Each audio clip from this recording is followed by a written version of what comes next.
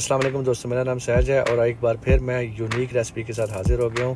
Food street کی famous recipe lamb چاپ، بہت ہی juicy اور بہت ہی سافٹ ریسپی میں آپ کی خدمت میں پیش کرنے والا ہوں۔ یہ ریسپی بہت ہی کمال ہونے والی ہے، تو چلیں بنا ٹائم ضائع کیے ہوئے مل کر یہ ریسپی سٹارٹ کرتے ہیں۔ دوستو یہاں پر میں نے یہ دمبے کی چانپیں لینی ہے 1 kg لیمب چاپ جسے ہم کہتے ہیں۔ اس کے علاوہ یہ میرے پاس دہی ہے 1 کپ، یہ میں ایک باؤل میں ڈال دوں گا، اور یہ میرے پاس ساتھ یہ کریم ہے، یہ میں 1/2 کپ ڈالوں گا تقریباً باؤل کے اندر۔ اس کے علاوہ یہ میرے پاس کھڑے مسالے ہیں، جس میں 1 دال چینی کا ٹکڑا ہے اور 8 سے 10 کالی مرچیں ہیں۔ اس کے علاوہ 3 چھوٹی الائچی ہے اور 3 موٹی الائچی کے پیس ہیں میرے پاس۔ نارمل مسالوں میں جو ڈالوں گا، یہ میرے پاس زیرہ پاؤڈر ہے، یہ میں 1 ٹی اسپون ڈالوں گا۔ اس کے علاوہ یہ میرے پاس سالٹ ہے، نمک ہے، یہ میں 1/2 ٹی اسپون ڈالوں گا۔ اس کے علاوہ میرے پاس یہ چلی فلیک کا دردری مرچ ہے، یہ میں تقریباً 1.5 ٹی اسپون ڈالوں گا۔ اس کے علاوہ میرے پاس یہ بلیک پیپر ہے، جسے ہم کالی مرچ کہتے ہیں، یہ بھی میں 1.5 ٹی اسپون ڈالوں گا۔ اس کے علاوہ میرے پاس دھنیا پاؤڈر ہے، یہ میں 1 ٹی اسپون ڈالوں گا، اور یہ میرے پاس کشمیری سرخ مرچ ہے، یہ بھی میں 1 ٹی اسپون ڈالوں گا۔ جو میرے پاس ہاٹ چلی ہے، جسے ہم تیز سرخ مرچ کہتے ہیں، یہ میں 1 ٹی اسپون ڈالوں گا، اور جو میرے پاس ہوگا ہلدی پاؤڈر، وہ بھی میں تقریباً 1/2 ٹی اسپون ڈال دوں گا اس کے اندر۔ یہ ہمارے مسالے تیار ہو چکے ہیں۔ اس کے علاوہ 5 سے 6 میرے پاس یہ گرین چلی ہیں، سبز مرچیں، ان کو میں درمیان میں سے کاٹ کے فائن چاپ کروں گا اچھے طریقے سے، اور ان کی جو بیج ہیں وہ میں نکال دوں گا۔ اچھا، دہی کے اندر جو میری سبز مرچیں ہیں یہ میں ڈال دوں گا ساری، جو میں نے چاپ کی ہوئی تھی۔ اس کے علاوہ جو میرے پاس یہ مسالے ہیں، یہ بھی میں سارے ڈال دوں گا۔ یاد رکھیے گا میں نے کھڑے مسالے نہیں ڈالے، اس میں جو نارمل اسپائس تھے وہ ڈالے، اور میں اسے اچھے طریقے سے مکس کر لوں گا۔ یہ میرے پاس 1 لیمو ہے، یہ کافی بڑے سائز کا ہے، تو میں یہ جو 1/2 لیمو ہے اس کے اندر ڈالوں گا، اور اگر آپ کے پاس چھوٹے سائز کے لیمو ہے تو آپ نے اس کے اندر 2 ڈالنے ہیں۔ اس کا کافی اچھا رس ہوتا ہے، تو اس لیے میں یہ 1/2 ہی ڈال رہا ہوں اس کے اندر۔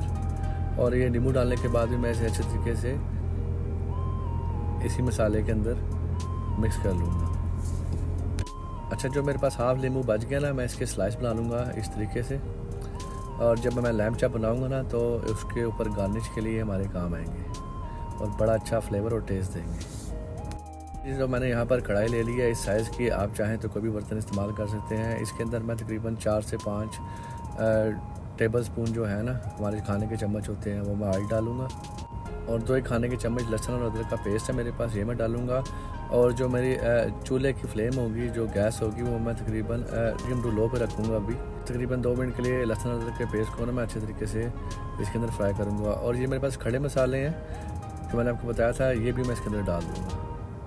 جو ہمارے پاس لیمب چاپ ہے وہ بھی میں اس کے اندر ساری ڈال دوں گا، اور تقریباً 5 سے 10 منٹ کے لیے نا اسے اسی کے اندر فرائی کروں گا۔ جو میری فلیم ہوگی اب وہ ہائی ٹو میڈیم ہوگی، درمیانی گیس کو رکھ کر میں اس کو اچھے طریقے سے ایسے فرائی کر لوں گا، تقریباً 5 سے 10 منٹ کے لیے۔ ہم نے ہلکا سا اور آئل ڈالا ہے تاکہ یہ اچھے طریقے سے فرائی ہو جائے۔ فرائی کرنے کے بعد میں اس میں 2 کپ پانی ڈال دوں گا، اور جب پانی میں بوائل آ جائے گا تو میں اس کو میڈیم ٹو لو فلیم پہ تقریباً 40 سے 50 منٹ کے لیے پکاؤں گا۔ یہ گوشت پہ ڈیپینڈ کرتا ہے کہ گوشت کس قسم کا ہے۔ جو میرا طریقہ پکانے کا وہ میں 40 سے 50 منٹ کے لیے ہی پکاتا ہوں، تاکہ گوشت اچھے طریقے سے نرم ہو جائے۔ کچھ گوشت زیادہ ٹائم بھی لیتے ہیں اور کچھ کم بھی لیتے ہیں، یہ آپ نے چیک کرتے رہنا ہے۔ اچھا، گوشت ہمارا گل چکا ہے، یہ یہاں پر میں نے فرائی پین لے لیا، یہ بڑے سائز کا ہے۔ بیسکلی یہ جو فرائی کرتے ہیں لیمب چاپ، یہ توے پہ کرتے ہیں، بڑے توے پہ وہ میرے پاس اویلیبل نہیں تھا، تو میں نے فرائی پین لے لیا ہے۔ آپ توا بھی رکھ سکتے ہیں، یا کوئی بھی بڑا برتن جس میں وہ اچھے طریقے سے آپ فرائی کر سکیں لیمب چاپس کو۔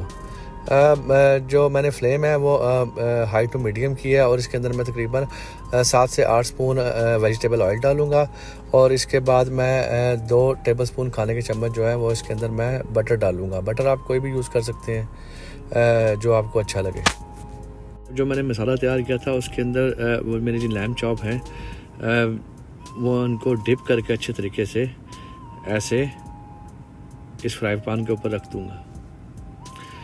میرے پاس جتنی بھی لیمب چاپ ہے وہ ساری میں ایسے ہی ڈپ کر کے، جنہیں میں نے تقریباً 40 to 50 منٹ پکا لیا تھا، मैं सबको इसी तरह एक एक कर कर इस फ्राई पैन के अंदर रख दूँगा। अच्छे तरीके से आपने जो है ना अपनी लैम्ब चॉप्स को ना डिप करना है। आपकी जो है ना हाई टू मीडियम होनी चाहिए या थोड़ी सी उससे भी लो। और तकरीबन मैं इसको 5 से 8 मिनट एक साइड से पकाऊंगा और 5 से 8 मिनट दूसरी साइड से पकाऊंगा, लेकिन 2-2, 3-3 मिनट के बाद मैं इन्हें की पोजीशन चेंज करता रहूँगा ताकि ये नीचे लगे ना। 50 मिनट पकाने के बाद कढ़ाई के अंदर ये जो गोश्त है हमारा ये बिल्कुल नरम हो गया चॉप्स का, जितना हमें चाहिए था। तकरीबन 80% मैंने इसको पका लिया। जो मैं तकरीबन 10 से 1 मिनट या 15 मिनट इनको फ्राई करूँगा ना तो ये अच्छी क्रिस्पी हो जाएंगी। ऊपर से ये क्रिस्पी होंगे और अंदर से इनका जो गोश्त होगा वो बिल्कुल सॉफ्ट होगा, चुई नहीं होगा। हमारे घर में ज़्यादा सॉफ्ट गोश्त ही पसंद किया जाता है। अक्सर लोग आपने देखा होगा जो लैम्ब चॉप खाते हैं वो ग्रिल हुई होती हैं, लेकिन वो थोड़ी सी सख्त होती हैं, हार्ड होती हैं। लेकिन ये जो तरीका है लैम्ब चॉप बनाने का, ये बहुत ही बेहतरीन तरीका है। इससे जो आपकी चापों के ऊपर गोश्त होता है ना वो बहुत सॉफ्ट हो जाता है और वो खाने में मज़ा आता है। तो माशाल्लाह देखें इनको पकते हुए तकरीबन 10 से 12 मिनट हो गए हैं और मैं इनकी बार बार पोजीशन चेंज करता जा रहा हूँ। तकरीबन मैं और 4 से 5 या 8 मिनट इन्हें पकाऊंगा तो ये बिल्कुल तैयार हो जाएंगी।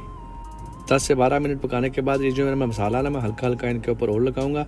और ये जो मेरे पास यखनी का स्टॉक था ना वो मैंने ज़ाया नहीं किया, फेंका नहीं, ये गोल्ड होता है। चापे नीचे लगे ना, इसलिए जो यखनी का स्टॉक है वो मैंने एक बाउल में सेव कर लिया था। मैं हल्का हल्का वो भी इसके अंदर डालता रहूँगा ताकि हमारी चापे ना अच्छे तरीके से पक भी जाएँ और नीचे से लगे ना। अच्छा, चापे बनाने के बाद मैंने फिर फ्राई पैन को साफ़ करके इसके अंदर 2 से 3 टेबल स्पून खाने के चम्मच जो है वो मैंने ऑयल डाला है। और मैं अब क्या करूँगा, मैंने एक ऑनियन चॉप कर लिया था, उस ऑनियन को मैं इस ऑयल में डालूँगा और थोड़ा सा फ्राई करूँगा, ये देखें ऐसे। और ये जो मसाला मेरे पास बच गया था ना वो भी मैं इसके ऊपर डाल दूँगा। यकीन करें और तकरीबन 5 से 10 मिनट के लिए मैं इनको ऐसे ही फ्राई करूँगा।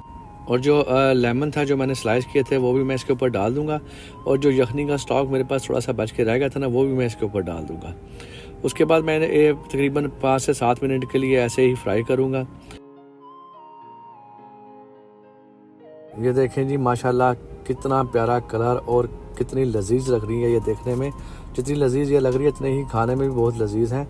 हम इसको सर्व करेंगे मैश पोटैटो के साथ और हमने यहाँ पर तंदूरी रोटी भी मंगवा कर रखी हुई है। उसके अलावा हमने रायता बनाया है। मैं तो इसको तंदूर की रोटी के साथ खाऊंगा, लेकिन आपकी मर्ज़ी है, आप इसको मैश पोटैटो के साथ या फ्राइज़ के साथ या चिप्स के साथ खा सकते हैं। बिल्कुल फूड स्ट्रीट पे जैसे ही ये सर्व की जाती है हमने इसको वैसे ही स्टाइल देने की कोशिश की है। अगर आपको ये वीडियो पसंद आए तो प्लीज़ लाइक करें, शेयर करें, सब्सक्राइब करें। इंशाल्लाह ताला फिर किसी दिन हम एक और वीडियो के साथ हाजिर होंगे। हमें दुआ में याद रखिएगा। अल्लाह हाफिज़।